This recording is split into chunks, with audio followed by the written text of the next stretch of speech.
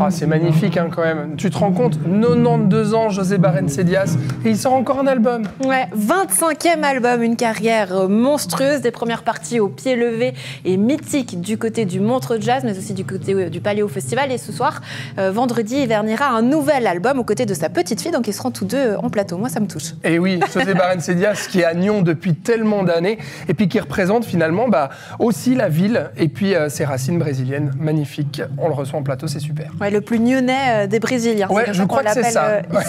Ouais. Effectivement. Et toi, où est-ce que tu vas, Alexandre? Eh bien, moi, Andrea, je vais à la Journée des Arts, parce qu'elle aura lieu samedi. C'est 50 artistes qui seront mis à l'honneur dans toute la ville de Nyon, dans plus de 24 lieux, et qui met la photographie à l'honneur. La photographe Léonore Beau est l'invitée d'honneur de cette Journée des Arts. Je vais à sa rencontre, justement, du côté de l'atelier photo. Alors, à tout à l'heure. Bonne route. Vous restez avec moi. On revient sur l'actualité, notamment de Télédôle, avec un préavis important et voté quasiment à l'unanimité hier soir lors du Conseil intercommunal. On va vous en parler en début d'émission. On vous installe ici. Eh bien, fais voir ta région. C'est parti.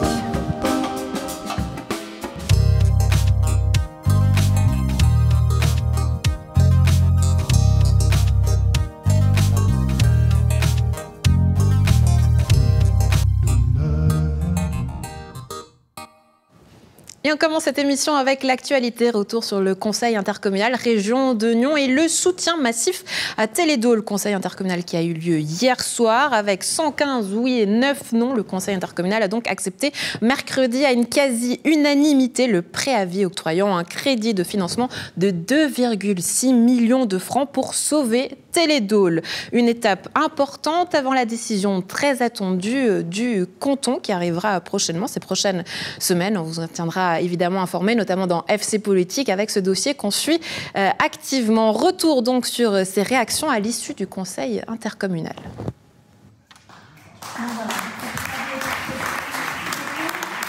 Pierre-Alain Schmitt, un préavis accepté quasiment à l'unanimité. Votre réaction ce soir? Réaction de satisfaction, bien entendu. Est-ce qu'on peut imaginer que notre préavis a été bien compris?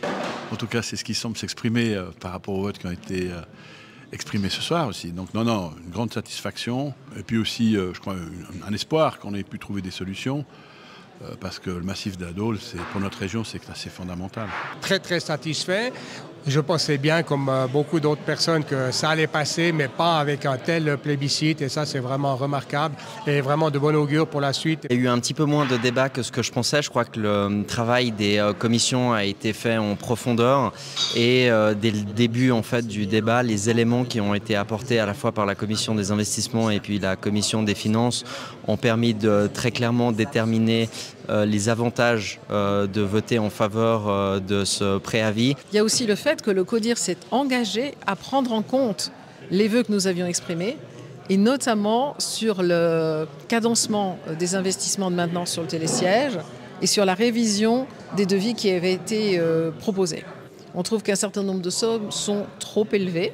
Et on demande que ça soit réinterrogé. Le Conseil a très bien su distinguer le sauvetage du lapin blanc, qui était la condition sine qua non, de l'avenir, qui est du développement 4 saisons. Donc je crois que c'est ça qui était vraiment important. Est-ce que selon vous, ce signal donné par le Conseil d'État, qui n'est pas encore acté, a été salvateur ce soir?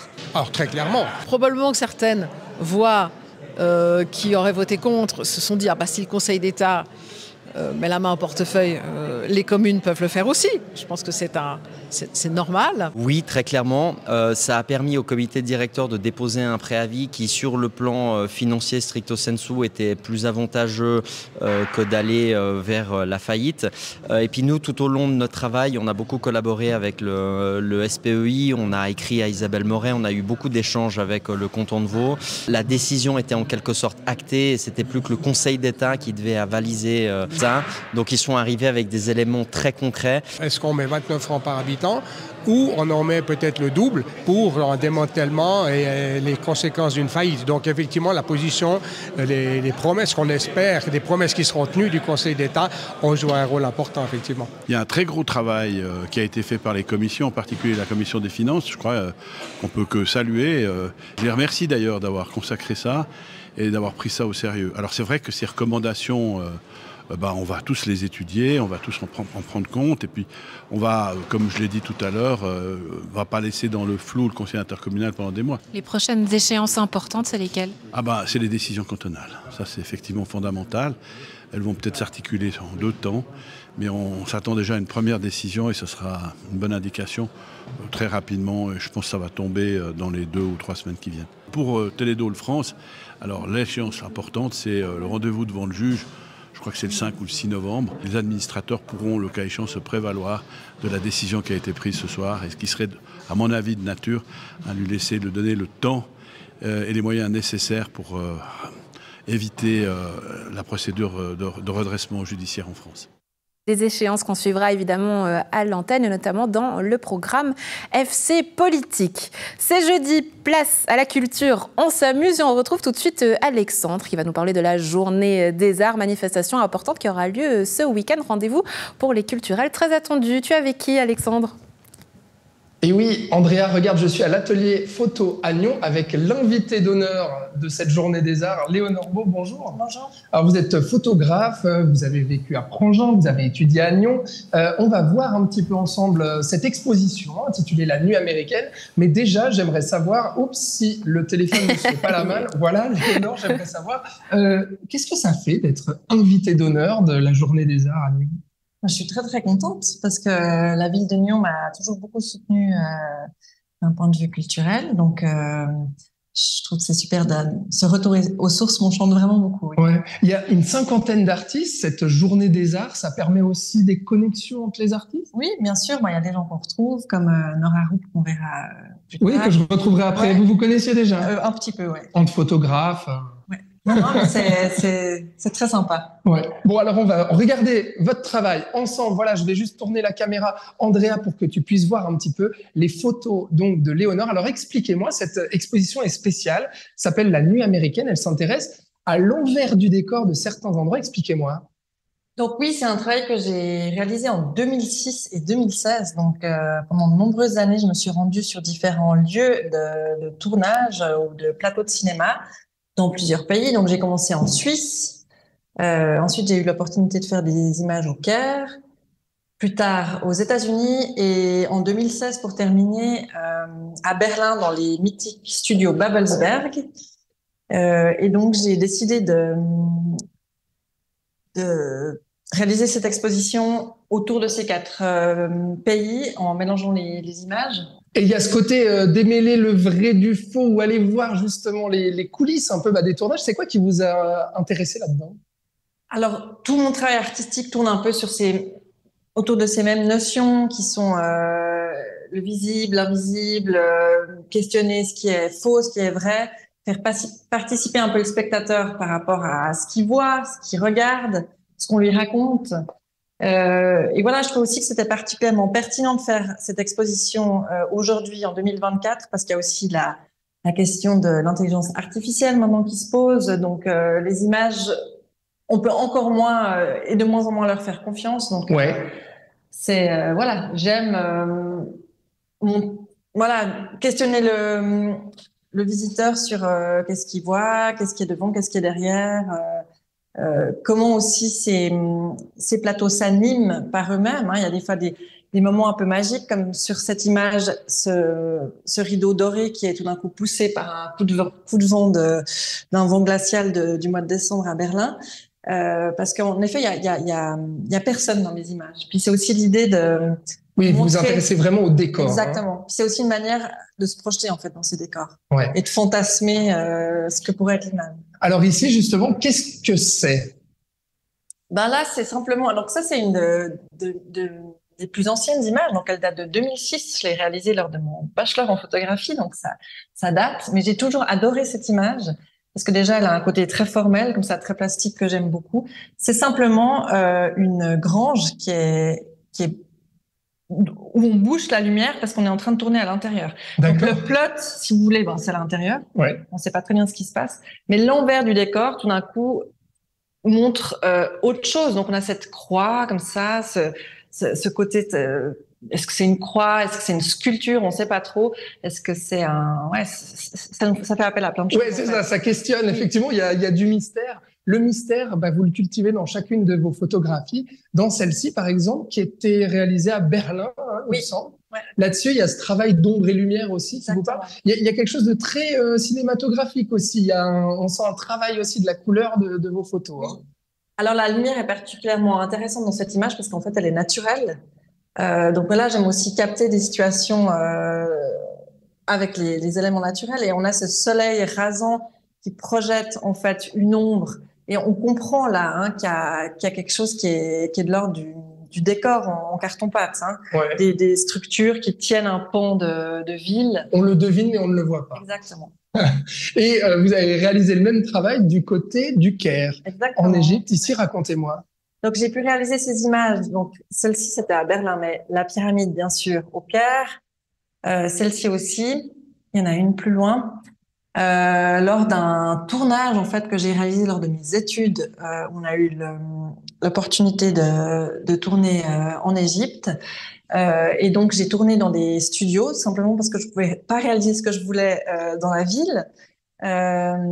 Et d'ailleurs, ce film qui s'appelle Les Amoureux du Nil sera projeté à Espace samedi à 14h30. D'accord. Et il fait aussi, bien sûr, écho à ce projet parce qu'il tourne autour des mêmes questions. Ouais. C'est quoi qui vous a toujours fasciné dans la photographie, Léonore? Dans la photographie classique, on me dit, mais enfin, plus classique, comme je la présente aujourd'hui, moi, j'ai toujours adoré utiliser ce prétexte pour mettre le pied dans des environnements que je connaissais pas. D'accord. Donc ça, c'est génial. Voilà, on prend contact avec les gens en disant, c'est de la curiosité, vraiment, je crois, au début, de découvrir des mondes qui, a priori, me sont complètement inconnus. Alors, les studios de cinéma, c'est pas pour rien que j'ai étalé ça sur 10 ans. C'est que, typiquement, en Berlin, j'y suis pas arrivée du premier coup. C'est beaucoup de refus. Après, on trouve des systèmes pour mettre le pied dans un monde, par des connexions. Mais c'est là où on découvre aussi des fausses fleurs et qu'on se passionne pour les fausses fleurs. Exactement. Oui, donc ça, c'est bien sûr de l'ordre de l'artefact. Ces fausses fleurs qui sont symboles, qui sont un symbole de beaucoup de choses aussi actuellement.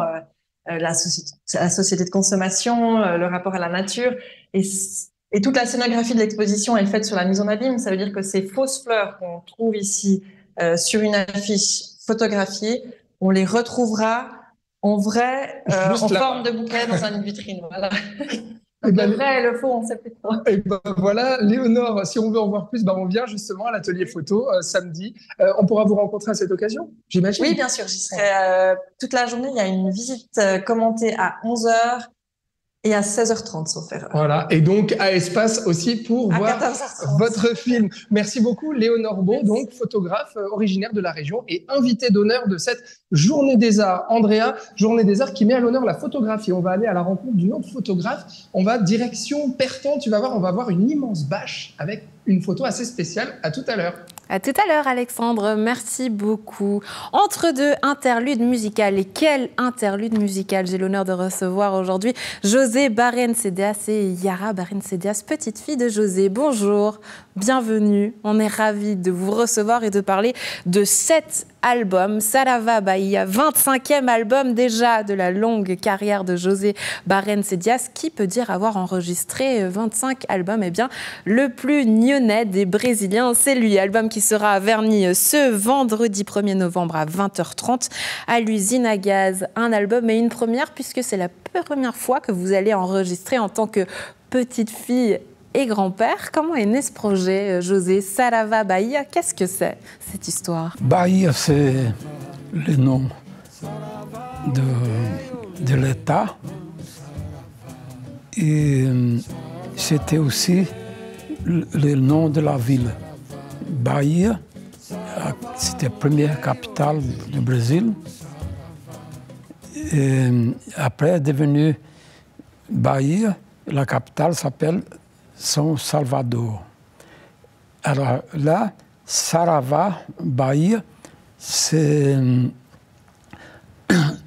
inspiré d'une chanson que j'avais composée, où j'ai parlé de Bahia.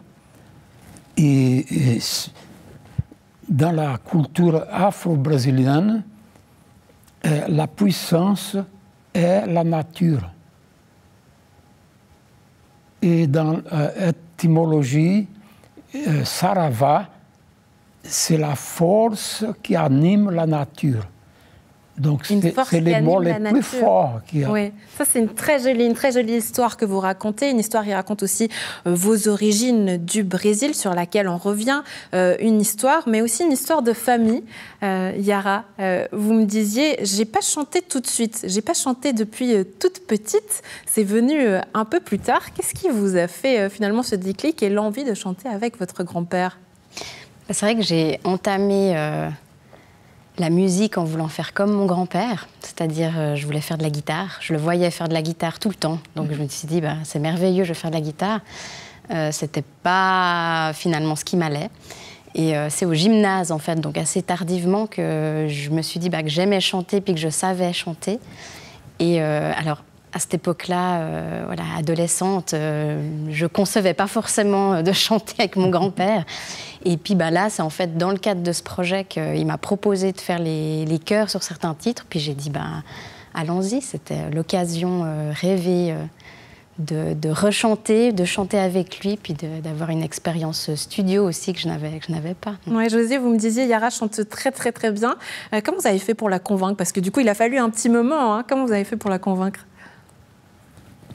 Elle m'a étonné parce que elle arrivait dans le studio, on n'avait pas répété, et juste montré comme ça, et on était devant le micro pour donc peut-être s'entraîner. Et elle connaissait tout. Voilà. C'est quelque chose d'inné, hein, cette histoire de la musique. On voit là des images d'un anniversaire qui vous a été célébré lors de vos 90 ans, une fête qui avait été organisée par la ville de Nyon. Vous avez plus de 90 ans, José. On questionne souvent votre amour pour la musique qui a toujours été intact, inébranlable. Comment on fait pour garder cet amour, cette passion aussi longtemps? C'est la passion. Donc, de tout petit, je parlais peu, mais j'étais très curieux. J'écoutais beaucoup. J'aimais beaucoup écouter les adultes. Et de tout petit, peut-être, quand il venait un petit orchestre jouer, s'il y avait une percussion qui était là libre, je m'y mettais tout petit. Et j'ai joué avec. Et souvent, le musicien regardait, il faisait comme ça, signal. Et voilà, donc, j'étais percussionniste. Appelé par la musique. Voilà. Mais oui. pourtant, on a l'habitude de vous voir une guitare à la main, là, comme on voit dans ces images. La guitare, pourquoi? Pourquoi cet instrument? Alors, la guitare, c'est venu... J'ai essayé tous les instruments. L'accordéon, tout ça, mais j'aimais beaucoup les couleurs, voilà, les oiseaux et tout ça. Et un soir, il y a quelqu'un qui est venu, on m'a raconté, qui est venu chez nous. Et ma mère, elle aimait beaucoup la poésie, elle déclamait des poèmes, tout ça. Et ce guitariste, c'était un phénomène. Il jouait des choses tellement difficiles, toujours avec une cigarette. Tu sais? Et souvent, il jouait avec une main, il prenait le verre, soit de l'eau, je ne sais pas si c'était de l'alcool. Voilà. C'était un vrai magicien. Et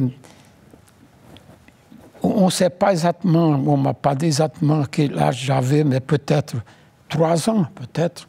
Mais quand il est parti, je me mis en colère, j'ai pleuré parce que je ne comprenais pas pourquoi on n'a pas gardé ce guitariste à la maison. Et alors, c'est passé, c'est que mon frère aîné, Mario, il avait une belle voix, il chantait très bien la samba, et il faisait quelques accords. Et souvent, il arrivait avec une guitare, quelqu'un prêtait, et j'ai allé en cachette.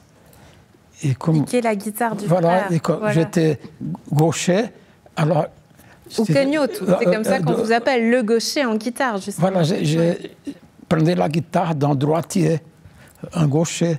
Et donc, mais personne ne savait que je m'entraînais.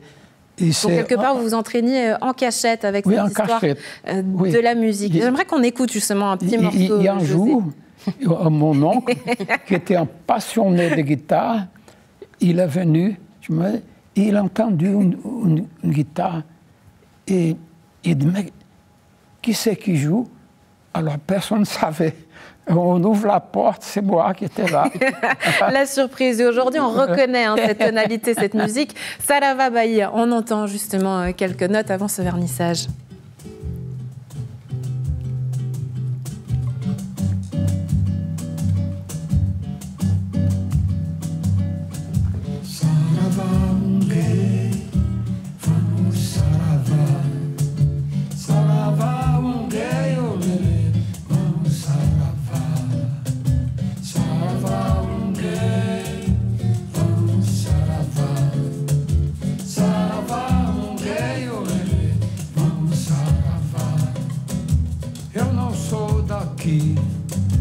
Meu nome não dou, é nas cordas o meu pinho que vous mostra quem eu sou. Yara, quand on entend votre grand-père, c'est forcément des histoires du Brésil, des histoires de vos origines et des histoires que vous êtes à présent en train d'aller chercher et de raconter notamment dans des podcasts. Qu'est-ce qui vous fascine quand vous écoutez votre grand-père? Parce que j'imagine que des histoires, vous en entendez plein. Vous vous êtes dit, c'est dommage que tout ça parte comme ça seulement en musique, mais il faut garder toutes ces traces. Vous cherchez quoi avec votre grand-père aujourd'hui? José, c'est un véritable conteur. Là, on voit, quand on lance, il ne s'arrête plus. Donc c'est vrai que les podcasts, c'est une idée qu'on a eue. On s'est dit, en fait, sa vie, 92 années, il y a certains moments de sa vie, ça pourrait être un film, vraiment. Et puis il le raconte d'une manière, puis moi, ce qui m'épate, c'est sa mémoire. Il se rappelle de dates très précises, d'endroits très précis, du nom de telle ou telle personne à ce moment-là, même son ressenti sur le moment.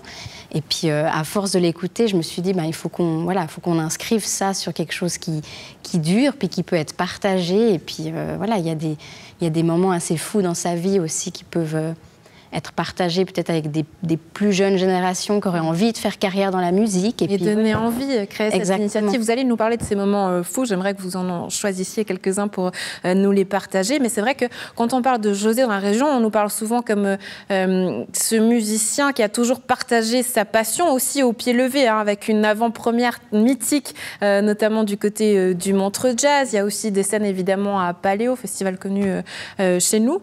Pour vous, Yara, ces moments historiques, ce que vous aimez aujourd'hui partager et mémorables que vous aimiez, que tout le monde connaisse à la maison, ça serait lesquels? Alors, moi, je n'étais pas encore née au Montreux, mais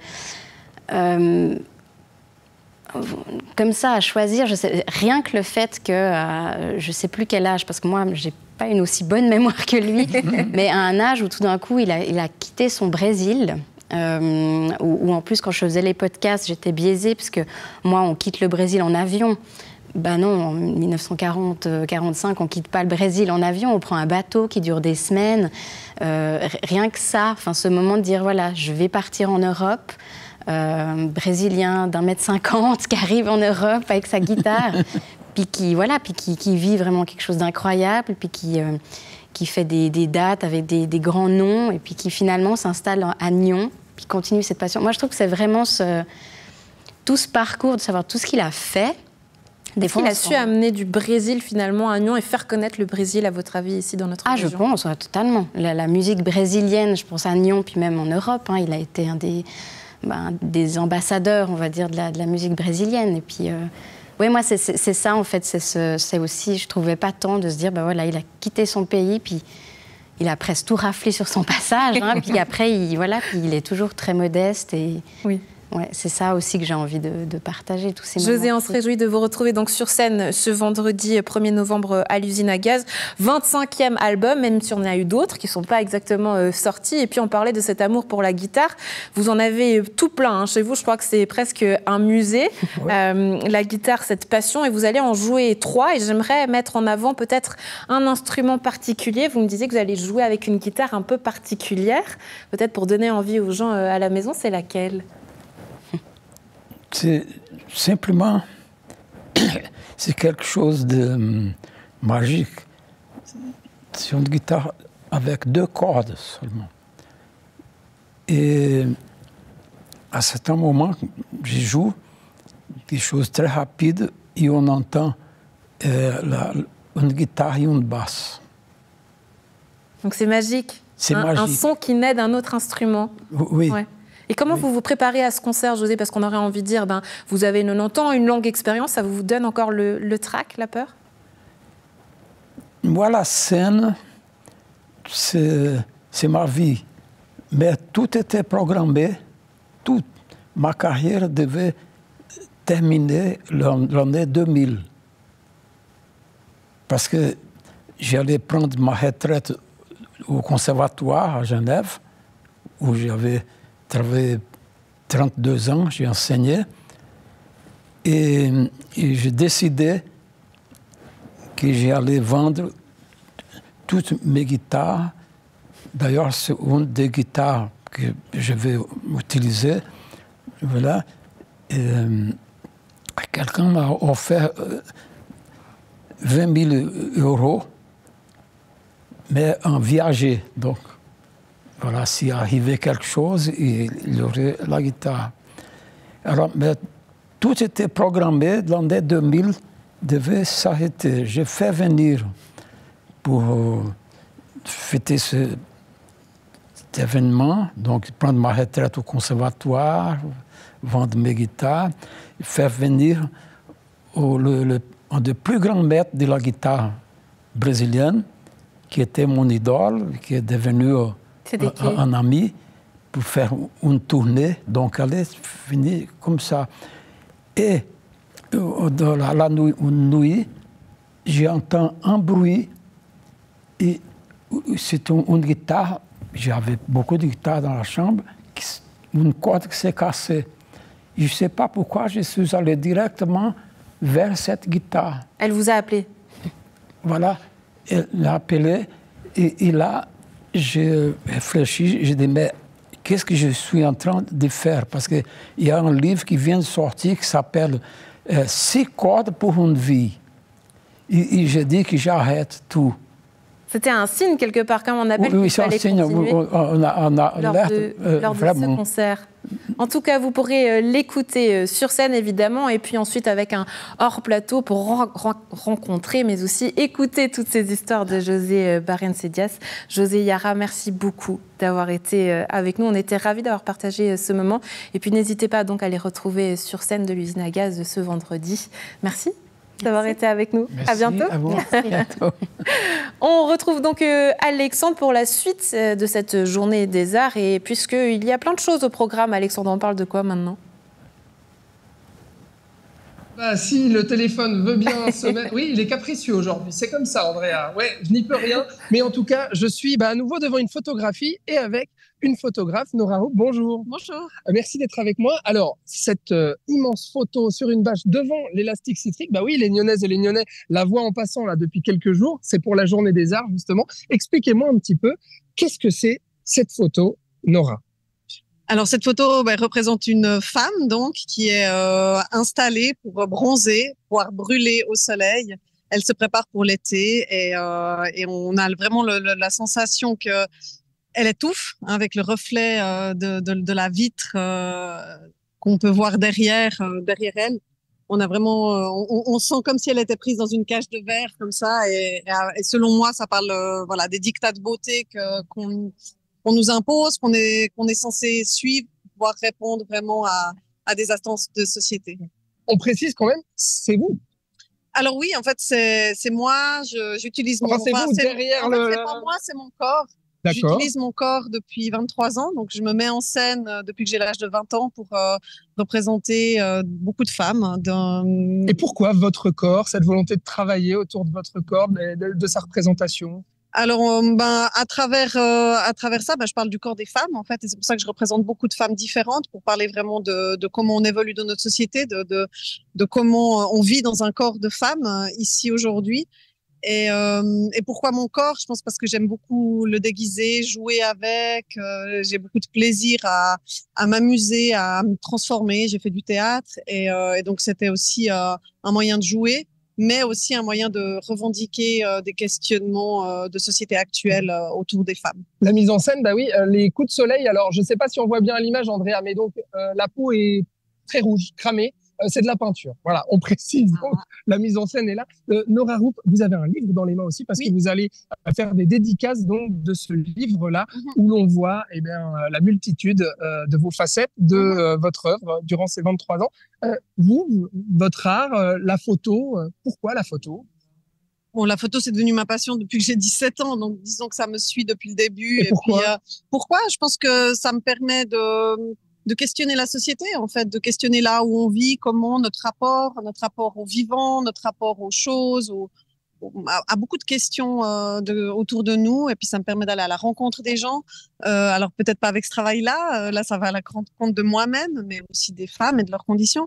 Mais ça me permet aussi suivant les projets que je fais, comme par exemple Cabane des Possibles, qui était plus sur le lien au vivant que nous pouvons avoir actuellement. Et donc c'est vraiment des questionnements de société qui me permettent d'être développés à travers mon art. Donc, si on veut en parler avec vous et voir justement votre travail dans ce livre et avec cette bâche justement impressionnante, eh bien, c'est ce samedi à la Journée des Arts. Merci, Nora. Oui, bienvenue à tout le monde. Voilà. Pour me rencontrer, je me réjouis beaucoup et puis de dédicacer mes livres. Merci d'avoir été avec nous et bravo pour votre travail. Andrea, on reste juste ensemble quelques minutes parce que regarde, il n'y a pas que de la photo. Bah oui, tu le disais, effectivement, à la Journée des Arts. Bonjour, Damien Gallet. Bonjour. Alors, vous êtes le cofondateur de cette Journée des Arts.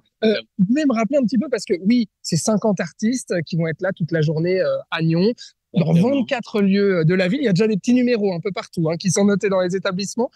L'âme de cette Journée des Arts, quelle est-elle? Elle est simple. Ça fait 6e année où on essaye de faire découvrir l'art à tout le monde, se laisser émouvoir par des émotions dans l'art, que ce soit dans la photo, comme on a discuté, la sculpture, la peinture.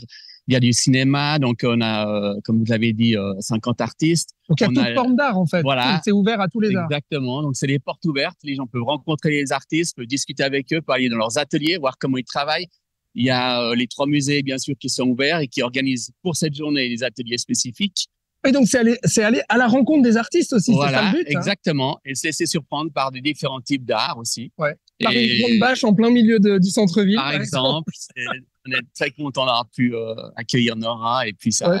Un petit mot justement sur Nora et Léonore qu'on a rencontrés aujourd'hui. Donc la photo est mise à l'honneur dans cette Journée des Arts. C'est quoi qui vous a touché chez ces deux artistes? Alors écoutez, on suit déjà leur travail depuis de nombreuses années. Et puis, on a pu seulement voir que cette année, elles ont fait des nouvelles choses, notamment Léonore, une nouvelle exposition, comme vous l'avez pu voir. Et puis, Nora, qui clôture ce travail de plus d'une vingtaine d'années avec son livre. Donc, on est content d'avoir pu faire une collaboration aussi avec elle. Ouais. Et puis, je citerai encore le Phare qui fait des performances, Vision du réel et le Capitole qui nous propose de nouveau un beau programme. Donc, toutes les institutions artistiques lyonnaises sont là, réunies autour de cette journée. On a une nouvelle galerie qui est arrivée cette année dans notre parcours. Ouais. Et on a aussi un portraitiste, Armin Kressman, qui va venir faire le portrait des gens, très enlevé, pas du tout académique, beaucoup au style pinceau, très relâché comme ça. D'accord. Et lui, il sera à l'entrée d'Ex Machina. Et Damien Gallet, merci. On se réjouit du coup de cette Journée des Arts. C'est toute la journée de samedi. Andrea, je suis sûr que tu l'as déjà noté dans ton agenda. Bonne journée. Voilà, 10h, 18h. Et le petit train tourne en boucle. Et tout est gratuit. Ah oui. Et à l'espace, il y a des films toute la journée aussi. Il y a le petit train? Il y a le petit train. Il tourne en boucle toute la journée. Pour aller d'un endroit à l'autre, c'est pratique, Andrea, non? Oui, j'espère qu'on te verra sur ce petit train, Alexandre, parce que ce week-end, pas d'excuses, c'est un week-end entièrement culturel. Vous allez voir plein de choix, plein d'événements, plein de dates à ne pas manquer dans la région. C'est l'heure des bons plans.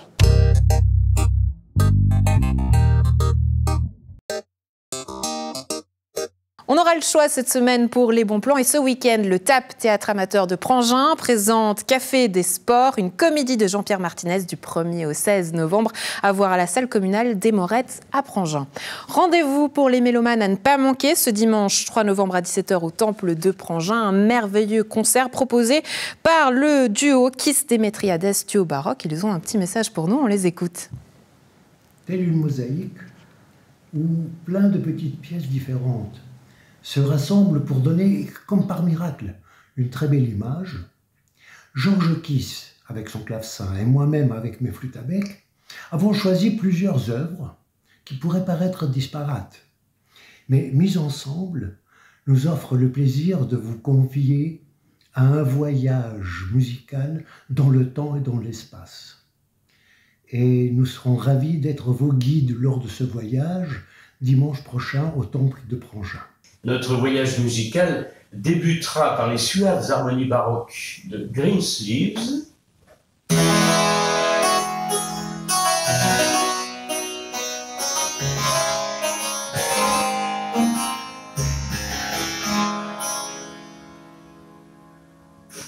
Pour se terminer par les harmonies plus modernes des Fiesta Pictures de Royston Darlow.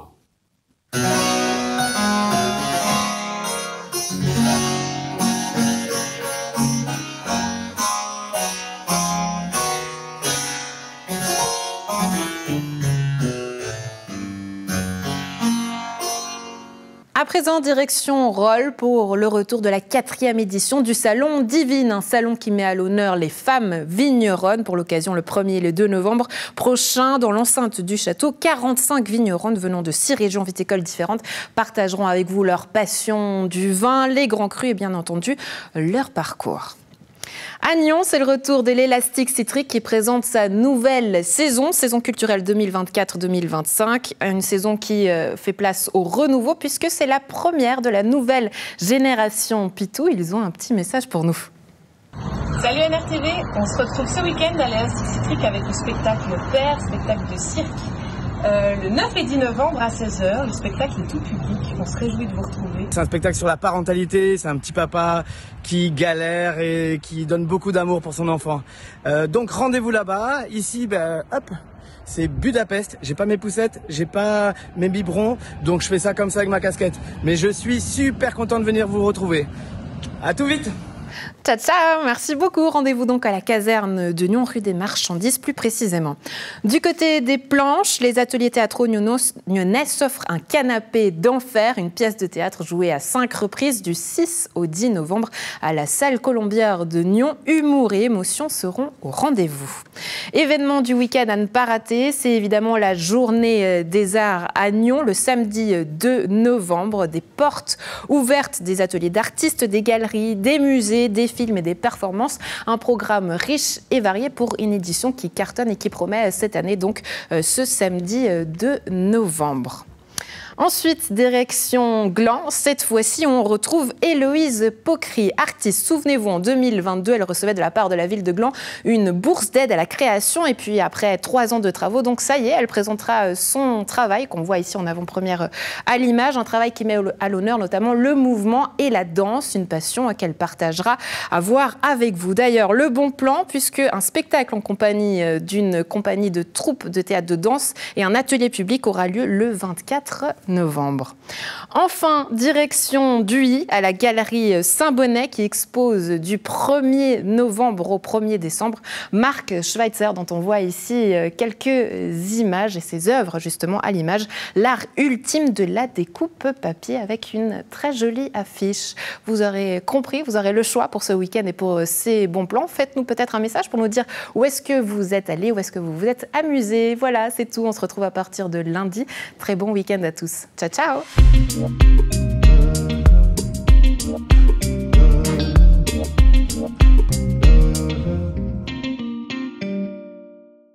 Bon alors Andrea, tu es envoûtée par la pêche de notre José national? Moi, j'aimerais avoir le secret, en tout cas. Hein. Être comme ça à plus de 90 ans, on veut tout savoir. Effectivement. Bon, c'était une semaine énergique aussi. Hein.